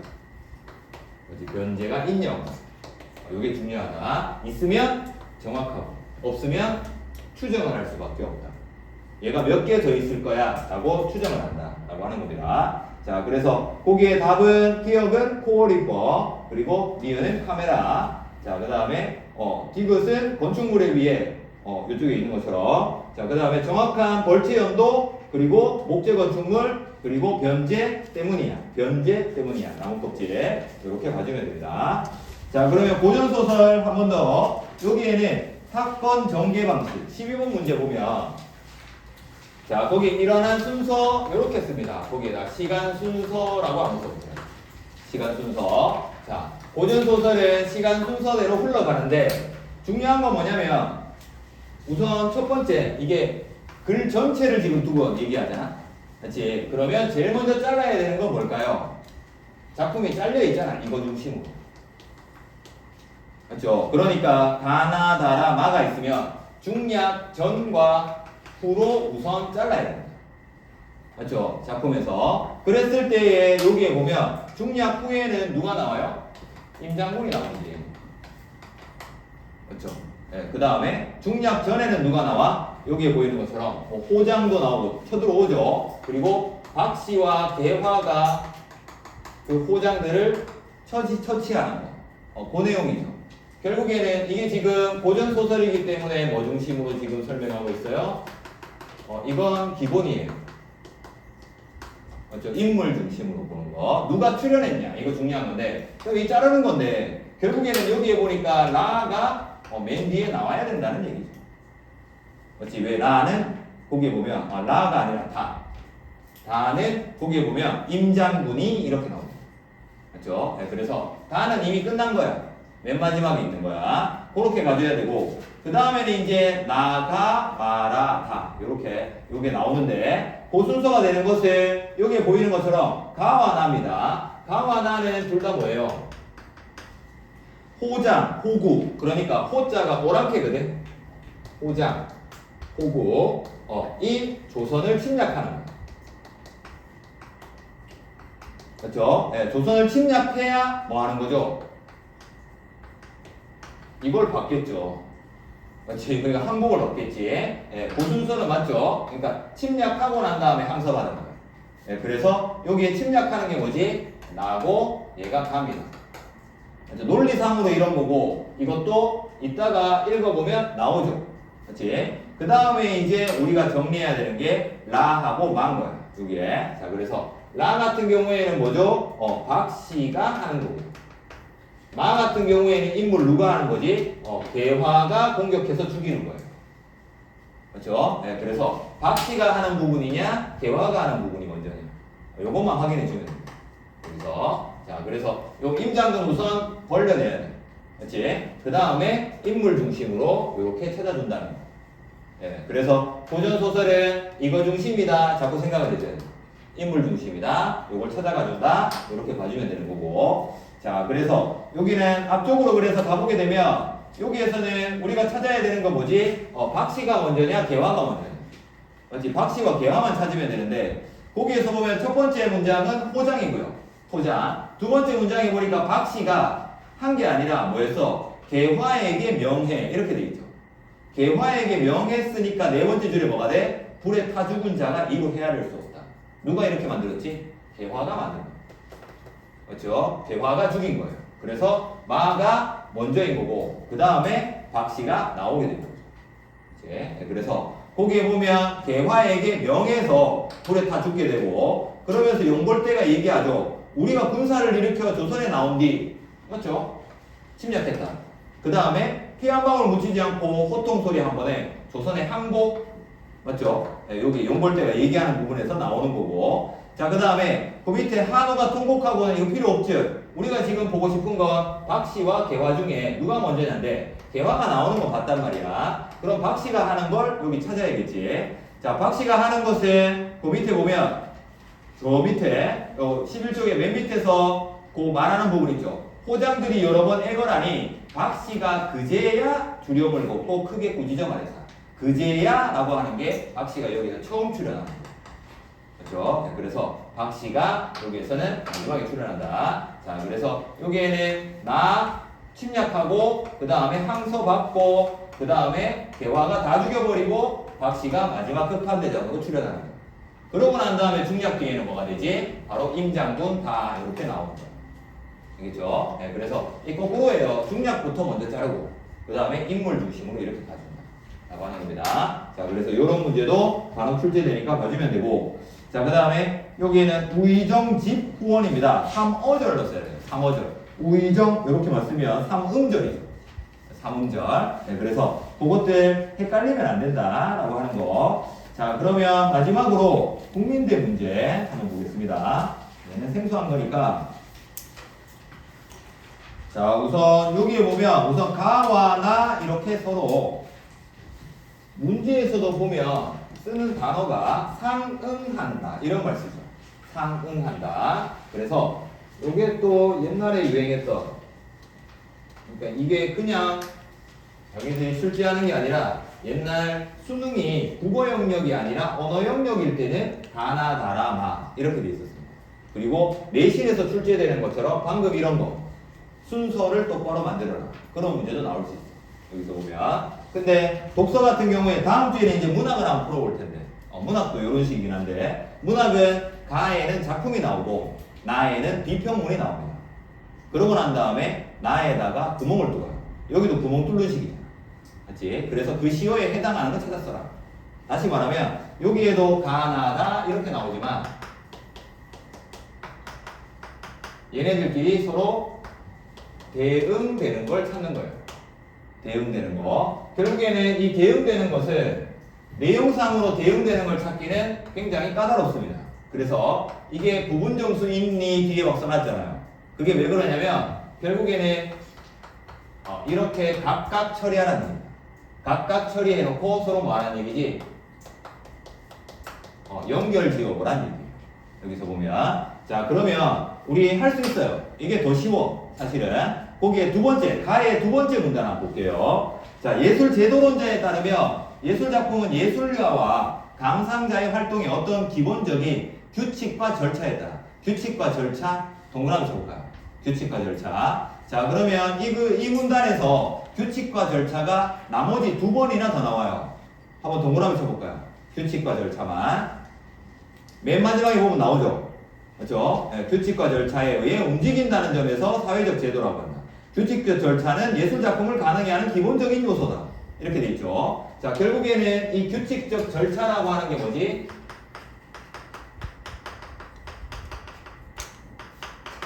자, 그래서 규칙과 절차라고 하는 것은 사회적 실천을 통해 생기는 거, 사회적 제도, 이렇게 얘기하죠. 결국에는 얘가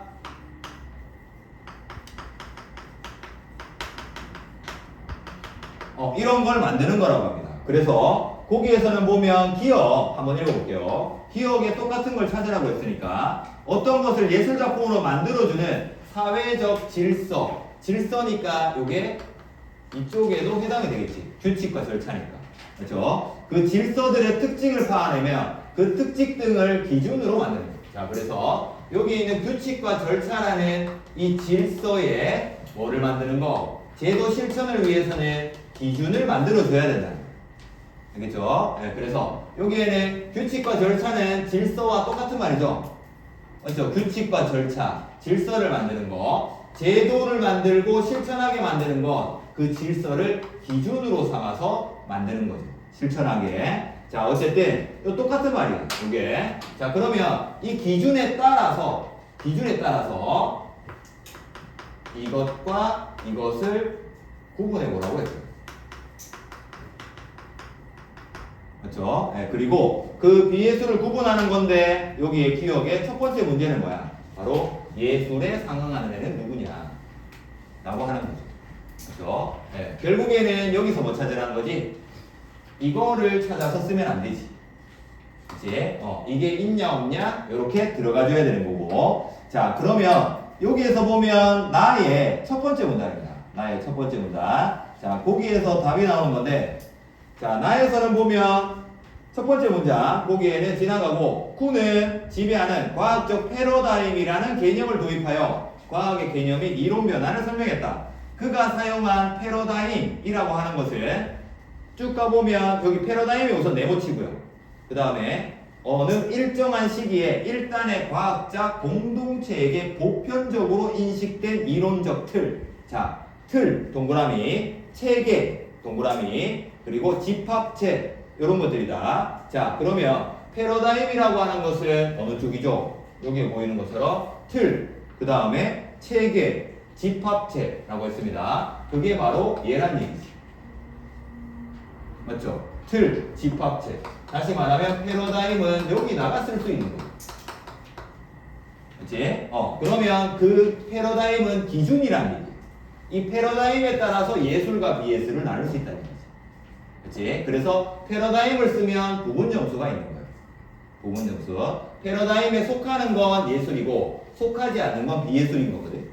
그치? 자, 그래서 여기까지 왔잖아요. 패러다임에 해당하는 건 예술이라고 하는 것이고 패러다임에 해당하지 않는 건 비예술인 거예요. 다시 말하면 여기에 있는 얘네들을 구분해주는 얘는 뭐란 얘기야? 이거라는 얘기죠. 그치? 그게 패러다임인 거지.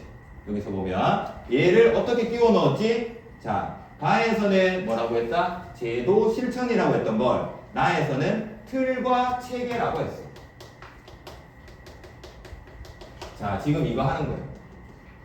그렇지? 똑같은 말 찾는 거야. 제도 실천과 똑같은 말이 틀과 체계이기 때문에 기준에 해당하는 게 패러다임이에요. 이렇게 한 거죠. 그치? 자, 흰 물필에 해당하는 거, 요거 두 개가 원리예요. 요게. 어떤 느낌인지 알겠지? 그치? 가에서는 얘를 찾는 거고요. 나에서는 얘를 찾는 거고요. 그렇죠? 우리가 하는 거랑 좀 다르죠? 네, 근데 똑같아요. 생각하는 것은 똑같은 거야. 자, 그 다음에 어렵지 않다고. 이게 더 쉬울 수도 있어요. 자, 그래서 그러면 이쪽에 해당하는 애, 다시 말하면 패러다임에 해당하는 애를 뭐라고 부르는지를 찾는 게 중요한 건데 그 밑에 보니까 밑에서 네 번째 줄에 있죠. 문제들을 패러다임 안에서 풀기 위해 노력한다고 보고 패러다임 안에서 풀기 위해 노력한다. 패러다임 안에서 풀기 위해 노력한다. 이거지. 그렇지? 그러면 그걸 뭐라 해? 이를 정상과학이라고 했다. 그래서 이게 답이 정상과학이라고 합니다. 나의 말로는 예술에 해당하는 게 정상과학입니다. 왜? 기준에 해당하는 건 예술. 이 말 자체가 해당하지 않는다는 말이죠. 그렇지? 비예술. 정상, 비정상.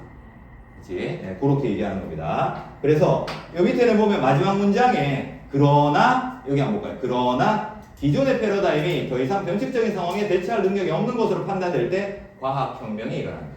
다시 말하면 정상과학이 아니라 이쪽은 과학혁명이 되고 비정상과학이 아니라 과학혁명이 됩니다. 그렇죠? 패러다임을 벗어나는 건 과학을 혁명시키는 거예요. 라고 얘기하는 거죠. 이 두 개가 서로 나뉘어지는 거긴 한데 어쨌든 여기 지금 이 국민대 약술처럼 요런 유형이 이제 고대 세종 뭐 요런 쪽 50자 이내로 써라. 이쪽의 특징은 뭐냐? 가나다 이렇게 묶여있는 건데 얘네들은 부분 점수를 주긴 합니다. 근데 그걸 받으면 합격할 가능성이 없다 라고 봐야 되죠. 왜? 얘와 얘는 천지 차이잖아 지금. 맞죠? 네, 그래서 부분 점수 받아봤자 요게 많이 깎이게 될 거예요. 아마 2.5점 뭐 이렇게 주지만 그게 큽니다. 0.5가 큰 상황이다 라고 봐야 되는 거죠. 약수령에서. 자, 그래서 쌤이 우리가 지금 연습하고 싶은 거 그리고 쌤이 요구하고 싶은 거 얘를 쓰도록 연습해야 된다. 맞지? 지금 요까지는 갔단 말이야. 맞지? 근데 왜 얘는 안 되고 얘는 되냐는 거지. 맞지? 얘는 왜 부분 점수밖에 안 주냐는 거지. 근데 그게 보이면 된다. 알겠죠? 이쪽은 뭐기 때문에 틀과 체계이기 때문에 이게 아닌 거지. 그렇죠? 네, 틀과 체계. 기준에 따라서 예술과 비예술을 나눈 거예요. 그렇죠? 네, 그래서 밑줄 친 거 보기 다시 봐봐. 자, 기억해 보세요. 쉼표 다음에 그 특징들을 기준으로 예술과 비예술을 구분했어. 이런 식이에요. 기준으로 얘를 구분한다.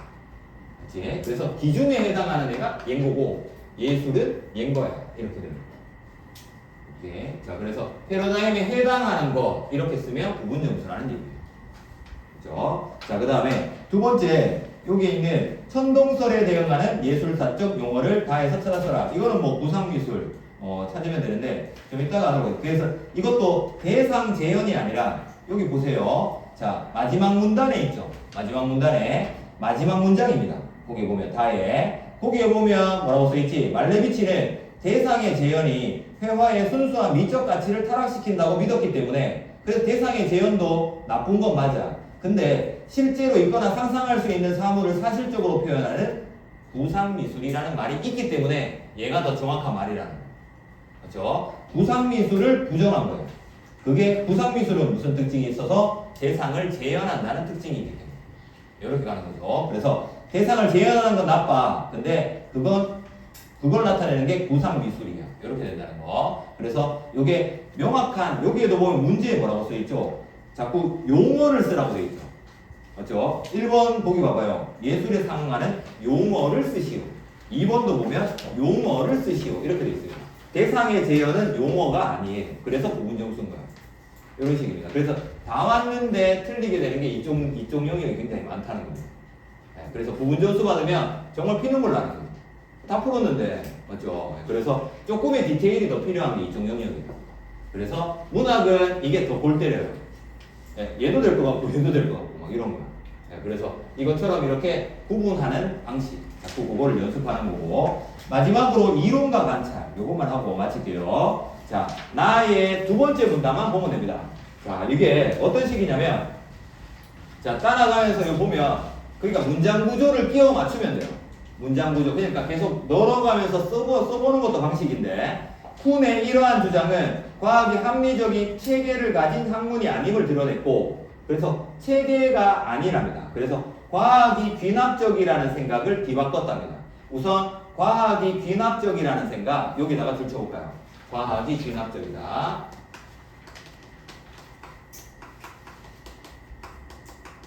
이걸 뒤바꿨을 때. 그럼 과학이 귀납적인 거의 반대말은 뭐죠? 귀납의 반대가 뭐예요? 이렇게 얘기하죠. 연역적이다. 이렇게 얘기하는데 귀납은 뭐냐면 여러 가지 사례가 있어. 이제 한 100개 케이스가 보이면 그 중에 공통되는 걸 찾으면 그건 과학인 거야. 왜? 공통되는 거니까. 100번 했는데 똑같은 일이 벌어졌어. 이런 식이 귀납인 거죠. 그죠? 연역 같은 경우에는 이게 결론을 내놓고 그 사례들을 하나씩 찾아가는 게 연역이에요. 꼭 그런 거지. 그러니까 얘는 사례를 다 찾아놓고 그에 대해서 결과를 내는 거고, 얘는 결과를 통해서 머리로 먼저 생각하는 거야. 이렇지 않을까? 라고 생각을 합니다. 그러고 난 다음에 맞잖아 이렇게 가는 겁니다. 세상의 모든 비둘기는 하얀색이야 라고 하고 계속 봤는데 하얀색을 계속 봤어. 근데 101마리째 검은 새끼가 있네. 이 까마귀 아니네. 근데 비둘기네.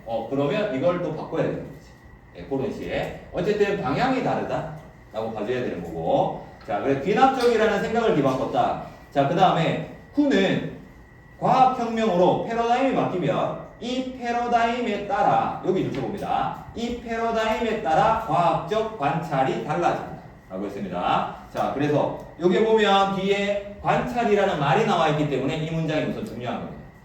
먼저 뒤에 보면 이론과 관찰로 한 문장을 쓰라고 되어 있잖아. 자, 여기에서는 보면 패러다임에 따라서 관찰이 달라진대 라고 했습니다. 패러다임이 바뀌면 관찰이 바뀐다고 했어요. 근데 뒤에 있는 문제에서도 봤듯이 얘는 뭐로 바꿀 수 있다는 얘기지? 그치, 얘가 이론으로 바꾸면 되는 겁니다. 그렇죠? 어떤 식인지. 그러니까 여기 지금 관찰이 나와 있잖아요. 그렇죠? 뒤에 3번 문제가 뭐예요? 이론과 관찰이라는 두 개 개념을 이용하라고 했는데 이론이라는 말은 이 문단에 없어요. 결국에는 이거 찾으라는 얘기예요.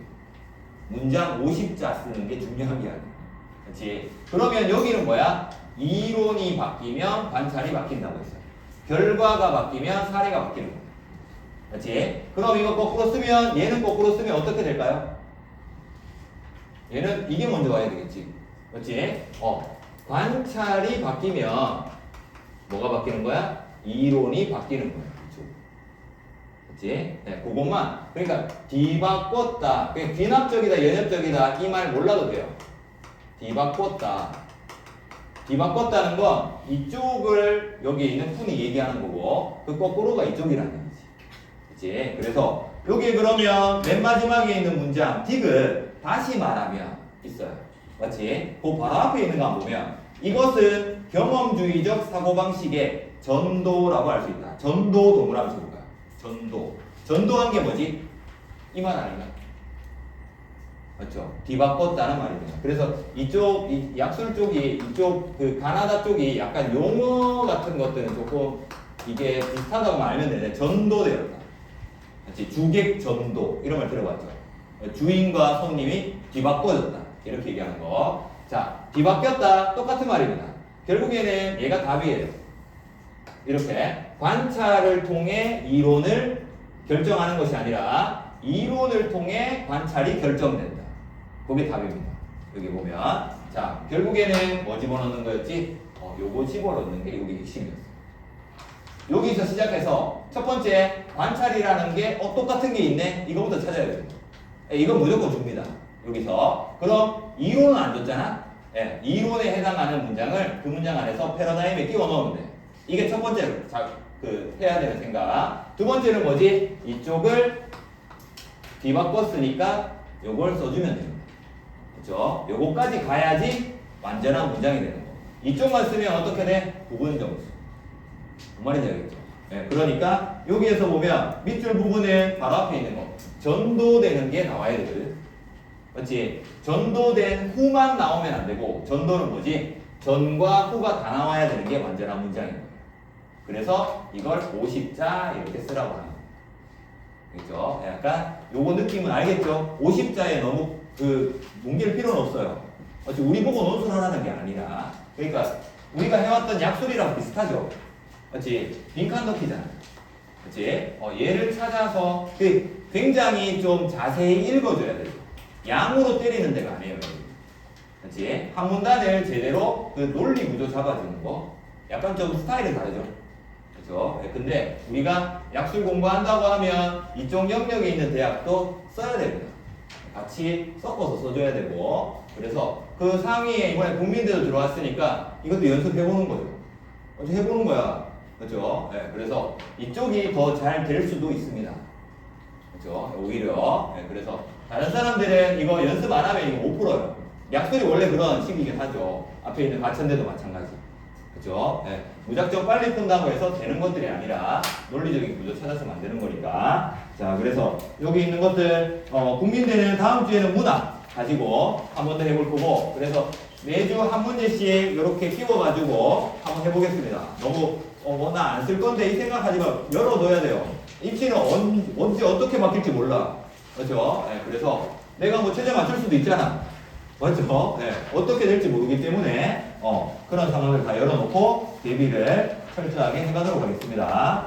자, 그러면 오늘은 여기까지 하도록 하고요. 다음 주에 요 모의고사 답안지 2가지 그것도 가지고 그렇게 만날 수 있도록 하겠습니다. 자, 수고하셨습니다.